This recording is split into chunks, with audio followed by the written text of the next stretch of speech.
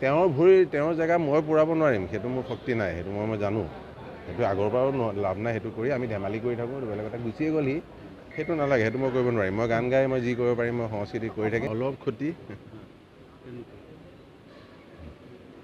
অলপ ক্ষতি নহয়, এইটো আৰু আমি গোটেই পৃথিৱীয়ে দেখিছে কি ক্ষতি হৈছে। অসমৰ মানুহটো আমি আগৰ পৰা জানো, সি নিজেও জানিছিল, আমিও জানিছিলোঁ, কিন্তু এতিয়া গোটেই পৃথিৱীয়ে দেখিছে কি ক্ষতি। মানে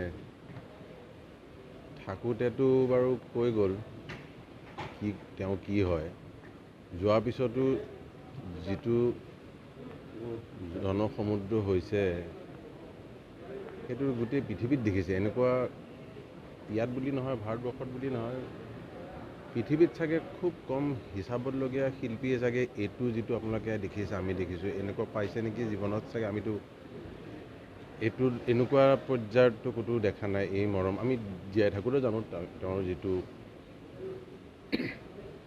যিটো সমাজৰ লগত যেনেকৈ যেনেকুৱা তেওঁৰ ৰিলেশ্যনটো, কিন্তু এনেকুৱা যিটো হৈছে আজি, এইটো এনেকুৱা খুব কম মানুহৰ জীৱনত এইটো স্থান পায়, আই থিংক মানুহ।